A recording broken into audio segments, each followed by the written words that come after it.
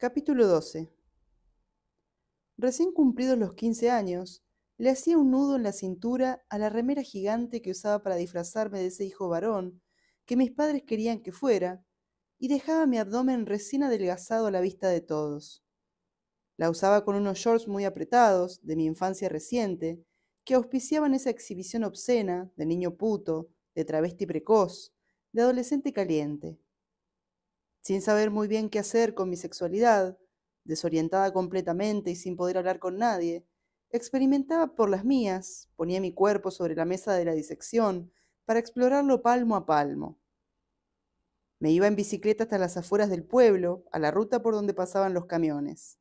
Sobre el lomo de mi bicicleta, que parecía una dragona de cromo, cortando el aire de la mañana, paseaba mi juventud, exhibía ese cuerpo que nunca más volvería a tener, convirtiéndome en objeto, en carne preciada, para poder vivir la vida que hay que vivir a esa edad, la vida entera en exceso de sensualidad clandestina.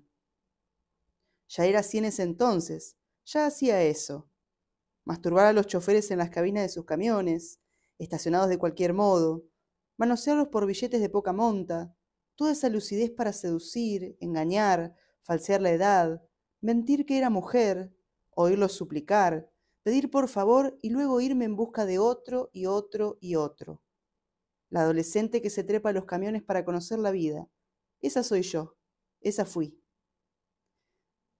Y la otra vida, la vida blanca, la vida diurna, entrometida en el mundo de los heterosexuales de piel clara y costumbres respetables. La vida universitaria, que sucedía de espaldas a la noche.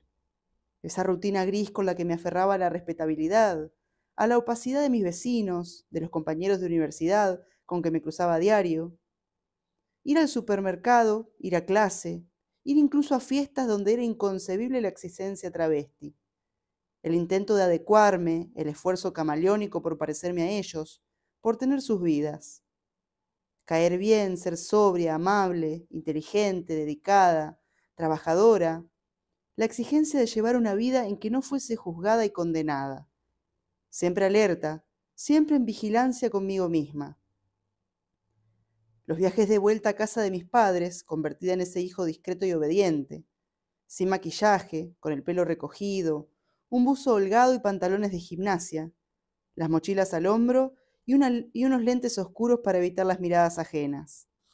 El hijo pródigo retornando a casa, a esa madre, a ese padre que querían verme vivir la vida, de ese hombrecito al que le había usurpado el cuerpo sin permiso. Ellos habían borrado de su memoria esa aberración, la habían desconectado de su sistema, y a cambio yo debía cumplir mi parte en ese pacto, esa obligación, ese castigo. No podía vestirme de mujer. Así era mi doble vida. El camino a casa de mis padres, cruzando las sierras, justo por su columna vertebral. La náusea, las continuas ganas de abandonarlo todo, el revoltijo de sentimientos, no terminar de entender si los amaba o si los odiaba, si me era posible seguir viviendo con aquella imposición de ellos, a cambio de su protección y su afecto, o si iba a terminar ahogándome en el rencor y el sufrimiento. Las comparaciones constantes, ver cada día a mis compañeros de la facultad, a mis profesores, intentar cada día evitar esa farsa donde me era permitido existir. Envidiar los peinados de mis compañeras, sus cuerpos, sus vaginas, sus novios, sus relaciones familiares. Desear hombres que me rechazaban por ser como era. No poder admitir que me prostituía porque ser puta travesti era la peor aberración que podía concebirse. Escribir de madrugada, cuando volvía de mi ronda prostibularia, escuchando siempre en la radio a la negra Bernacchi, como apoyo, como compañía en mi solitaria pieza de pensión. Un café, un porro, la visita clandestina de un amante, los apuntes de la universidad sobre la mesa, que trataba de leer, de entender, pero me era imposible. Como era imposible asistir a todas las clases, si quería tener plata suficiente para comer todos los días. La derrota cotidiana del optimismo y los propósitos, una batalla que siempre se perdía y la obligación de regresar cada tanto a casa de mis padres. Mis amigas, las travestis con que armaba familia, no entendían cómo soportaba la exposición, la luz diurna, la mirada heterosexual sobre mí, y cómo era capaz de ir a cursar y de ir a rendir materias, ante profesores que ignoraban por completo mi existencia nocturna. Aquella vida donde siempre fui extranjera, donde no era dueña de nada, la visita al mundo de los normales, de los correctos, mis compañeros y compañeras de clase media en la universidad, esa montaña de secretos y mentiras que siempre tuve para con todos ellos. Una vida de mierda, con el deseo perpetuamente reprimido, pero era lo que hacía posible la otra vida, la de la noche, la del sexo por dinero, la de la desesperación por los hombres.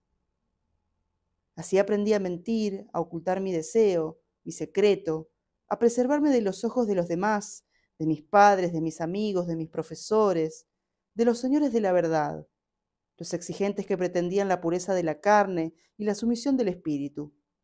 Sí, era capaz de decirles, soy tan adaptada como ustedes, soy mejor que ustedes, puesto que puedo ser como ustedes y como yo quiero al mismo tiempo.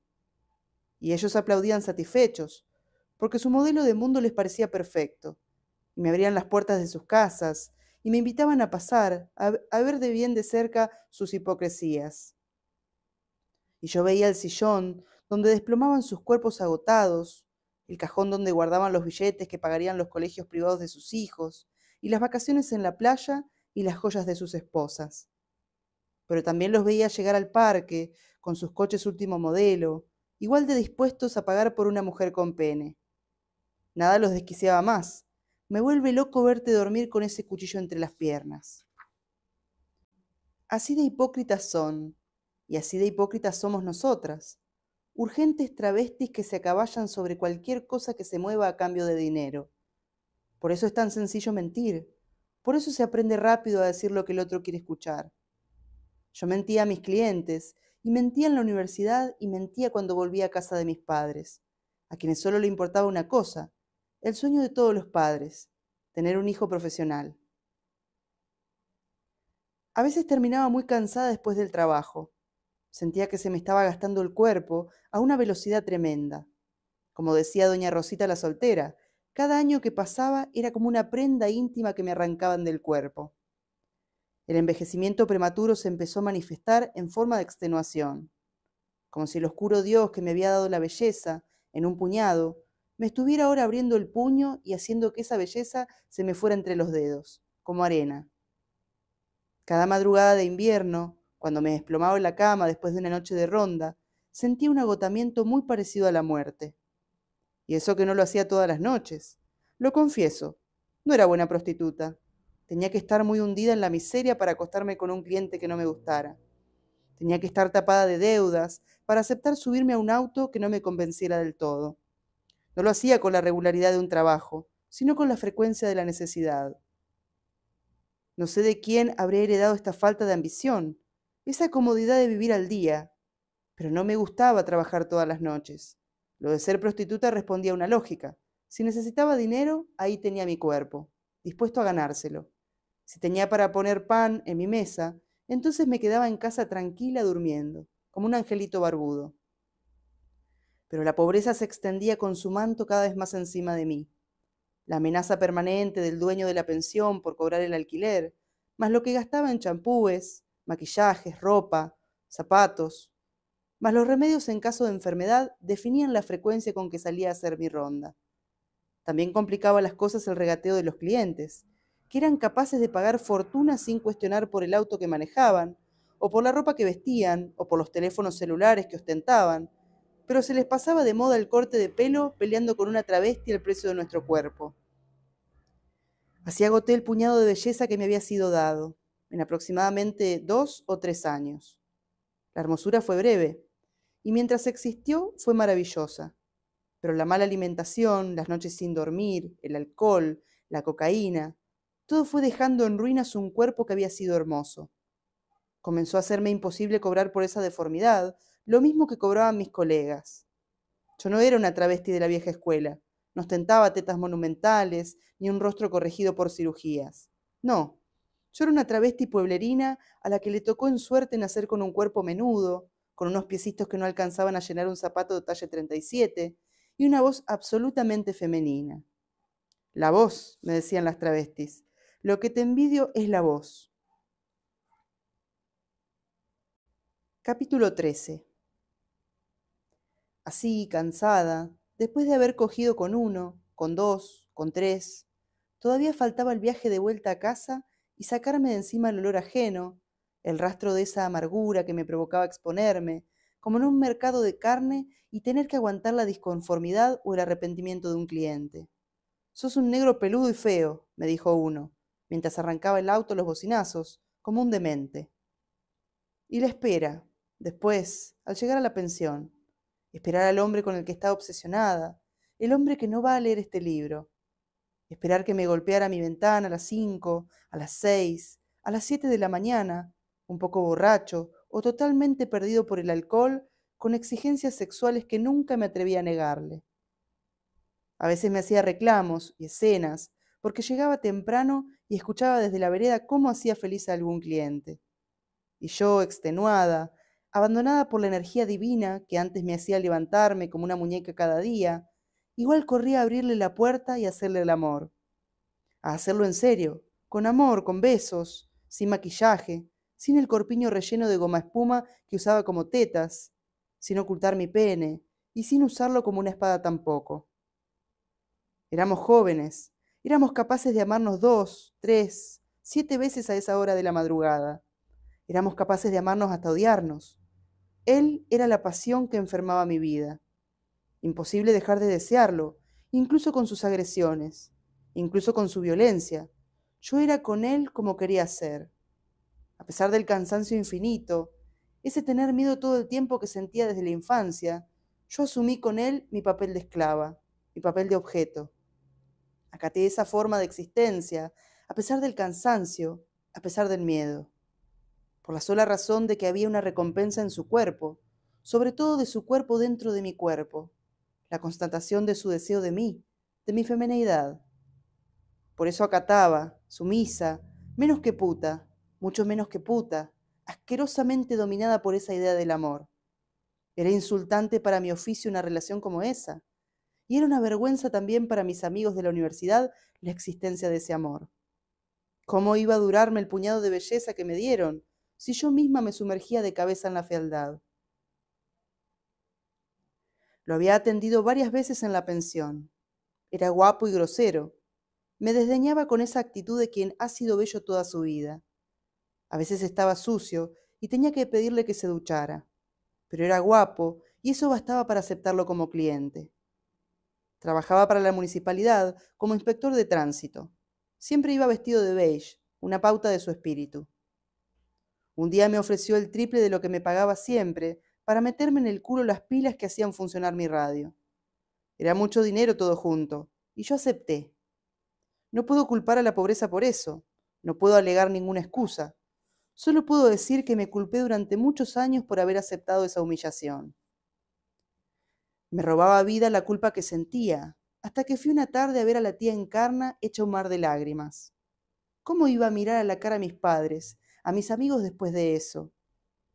La tía Encarna, con el niño en brazos, iba de un lado a otro de su casa ignorándome por completo, mientras yo la seguía atrás, como un bicho rastrero, enferma de culpa, llorando desconsolada, hasta que de golpe detuvo su marcha, giró sobre sí misma, y con la mano libre me dio vuelta la cara de un cachetazo.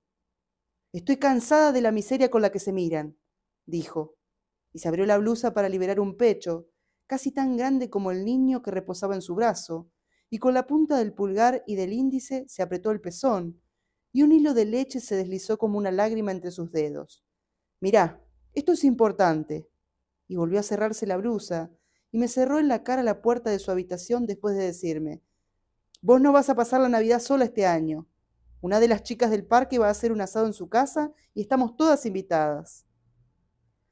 Oh, nodriza encarna, oh, milagro de tus pechos, oh, difunta correa de tetas de aceite de avión, santa patrona de todas nosotras, que logramos encontrarte en la búsqueda sin descanso de una madre, de procurarnos una madre para estas noches de remordimiento, una madre que nos enseñara a no sufrir.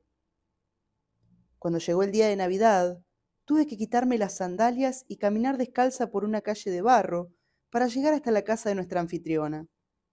Allá nos esperaba una de las chicas con la manguera en la mano y nos lavaba los pies a carcajadas y cada tanto se ponía el pico de la manguera en el pubis y gritaba, Me destroqué.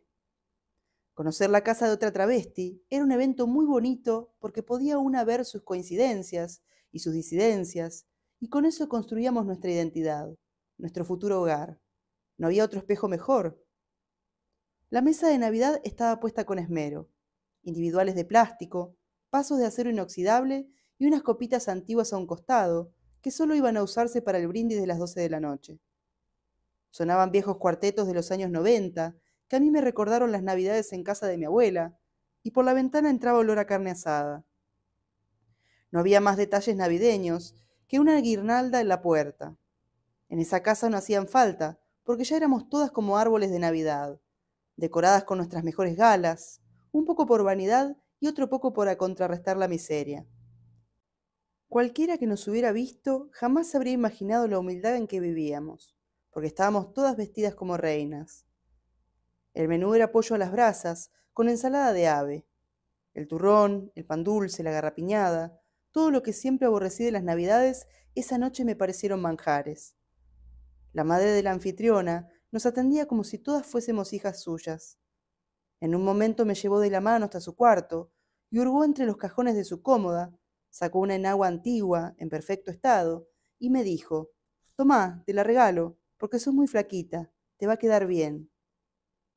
En un momento de la cena, una de las chicas hizo un chiste sobre otra que se había operado y tenía una vagina perfecta. Le preguntaron a la operada si ya se había metido dos al mismo tiempo, y yo pregunté dos qué, y todas se me rieron en la cara y me trataron de falsa ingenua, hasta que yo confesé que nunca había visto una vagina reconstituida. Todas empezaron a cantar a coro: «Que la muestre, que la muestre, que la muestre». Y la propietaria de aquella vagina reluciente se subió el vestido, lo sostuvo contra su pecho con el mentón, se corrió la tanga a un lado y nos mostró su concha. Seguimos riéndonos un buen rato. Yo pensaba que era una vagina hermosa, mientras ella desplegaba bien los labios para que viéramos en todo su esplendor aquella vagina que tanto le costó tener y que tanto orgullo le daba. Todas bailamos después. Una a quien le decíamos la Talía, porque tenía una cintura de violín, tiró una botella llena al piso, pero no nos importó nada, y nos turnamos para bailar con la madre de la anfitriona.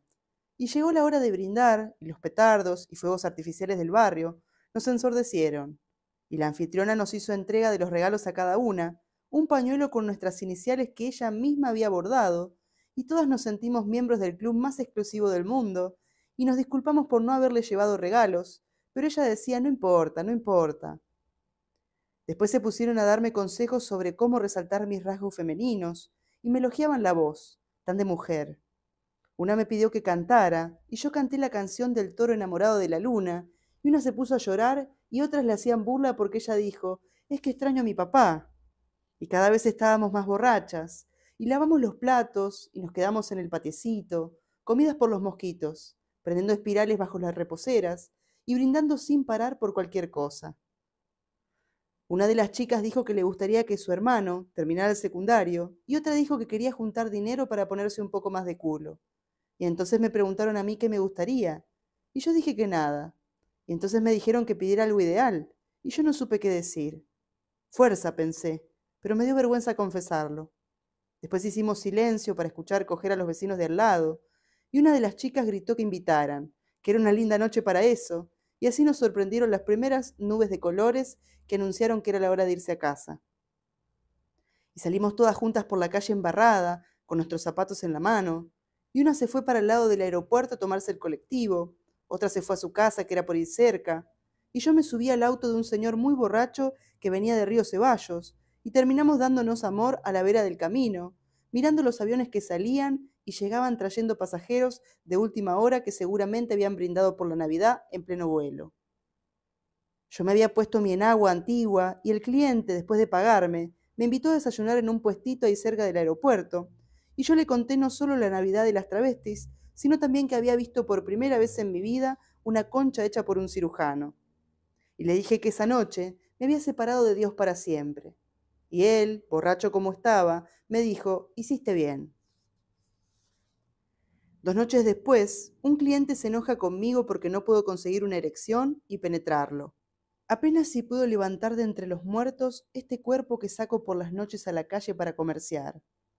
Apenas me mantengo en pie. Voy borracha como mi papá volvía de sus rondas de borracho. No me avergüenza ir así por ahí, oler alcohol, transpirar alcohol y tener esa gracia egocéntrica que confiere el alcohol. Pero no logro tener una erección. El cliente, que ha pagado por un turno de 2 horas en el hotel y tiene miedo que algún conocido lo vea conmigo, está cada vez más enojado y me insulta con violencia.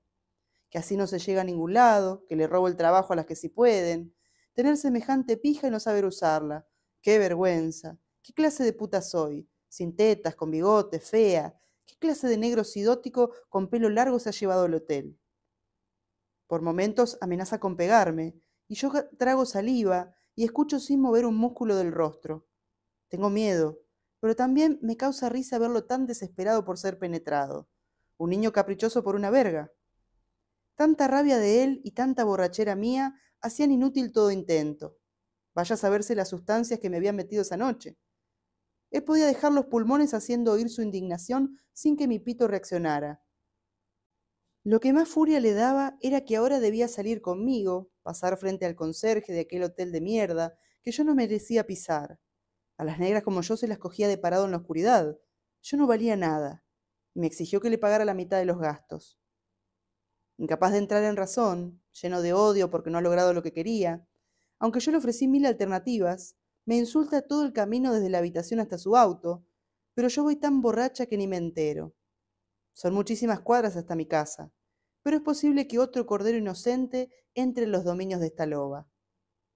Regreso por Deanfunes, la ciudad reposa, solo algunos ciber están abiertos. Las puertas abiertas tienen mal aliento, de adentro salen lamentos que suplican ser oídos. Hay fantasmas dolientes adentro de los cibres a esta hora. Las puertas abiertas por el calor, el humo de tabaco condensado como una tormenta sobre las cabezas de los cibernautas. Muchos solitarios, muchas personas que solo quieren hablar de lo que sea, pero hablar con alguien, aunque sea por chat, decir cosas, ser leídos, mentir incluso, pero hablar, tener algún contacto con alguien. En el camino me encuentro con cierta duquesa de la zona, la Vale, la misma que hasta hace unos meses, cada vez que me veía pasar caminando frente a ella, me gritaba, ¡Marica! Esa misma Vale hoy sale a mi encuentro envuelta en olor a whisky, vestida de rojo, campera vinílica y unos postizos fucsia en el pelo, tan inexplicable en esta ciudad, tan desconcertante, dañina y dulce como la Coca-Cola, quejándose de la malaria con una fragilidad inusitada, porque van 2 o 3 días que no levanta nada. ¿Y a vos cómo te fue?, me pregunta, y yo le cuento la historia con el de recién, el que se fue enojado porque no pude penetrarlo. Y ella se muere de risa, y me pregunta si me estoy hormonando, y yo le digo que no. Entonces me dice que ella tiene la solución. Con una pastillita de Viagra se soluciona todo. Y saca de su cartera un recorte de blister y parte una pastillita por la mitad con la uña, y me dice que me tome media y vea cómo me va. Y nos reímos de la situación, ahí en la esquinita de Deanfunes y Fragueiro, porque no lo podemos creer. Tanto lío para ser travesti y terminar cogiendo putos, dice. Y a cada cliente que se le acerca le pregunta, ¿sos pasivo? Y a los que dicen que sí, les dice que se vayan. Y desde su trono, que es aquel zaguán, grita, «¡El del auto rojo es pasivo!» Y se retuerce de la risa. Hasta que llega uno en bicicleta y arreglan por 1 hora y se meten en su piecita, con bicicleta y todo, y yo sigo mi camino a casa, con la media pastillita de Viagra como un sapo dormido en la cartera. Al otro día la tomo. Al principio todo va bien.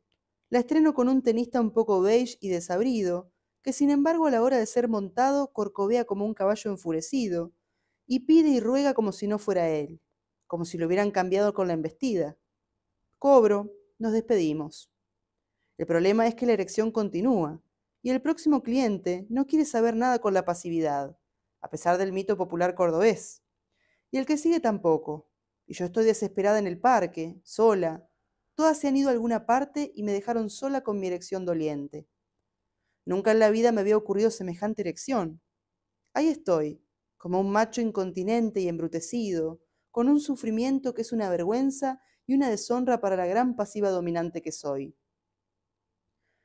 Cubro con la campera la evidencia de mi priapismo. Vuelvo a casa, pero me es imposible dormir.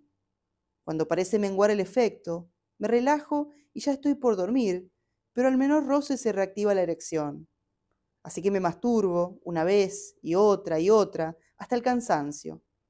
Recurro a la memoria de todos mis amantes, los convoco con la memoria, experimento horas y horas con mi pene en la mano, ese oscuro objeto del deseo porque los clientes se enojan tanto y patalean, y lloran y ruegan, hasta ver cómo ruegan esos maridos insatisfechos por este pene que tengo ahora entre mis manos y que estrujo para vaciarme del efecto de la maldita pastilla.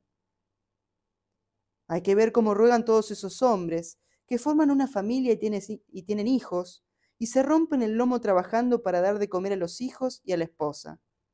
Hay que ver cómo ruegan en silencio por la noche, cuando sueñan con este pene que yo ahora estrangulo y exprimo mientras aprieto los dientes. Hay que ver cómo ruegan por llevárselo a la boca y metérselo bien adentro del culo, y sentir que es una mujer quien los penetra, que les provoca ese dolor, que les provoca ese deseo. Hay que ver cómo se les estruja la escala de valores cuando tienen ese pene adentro. ¿Por qué, entonces, creemos que es nuestra culpa no poder infundirles valor para que se queden, o para que se vayan para siempre, o para que al menos no nos infecten con el miedo? Fueron horas tortuosas hasta que pasó el efecto. Al final no quería saber nada. Hubiera sido capaz de cortármelo, de arrancármelo con los dientes para acabar con la erección. Pero también me concedió al día siguiente unas carcajadas inolvidables, hasta el ahogo y la arcada. Son una leyenda entre las travestis las noches de Viagra. Cada vez que a una de nosotras le tocaba protagonizar una, después se la contaba a sus amigas, y ellas se las contaban a cada una de sus amigas y a las amigas de sus amigas, entre similares carcajadas. La desgracia del Viagra, la maldición de Príapo. Bueno, así terminan estos capítulos que espero que les hayan gustado. Ya vamos más de la mitad de la novela. Así que si quieren más capítulos de Las Malas, déjenmelo en comentarios y coméntenme por favor qué les pareció. Abrazo.